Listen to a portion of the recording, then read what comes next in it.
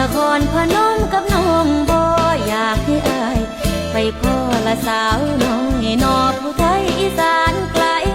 บ่แพ้ใจนางนั้นชื่นชุนดอกแด้พี่ชายเอ่ยท่านนั้นพี่อยากได้ละเอาไว้ถ้ากลอมซองกระจังนั้น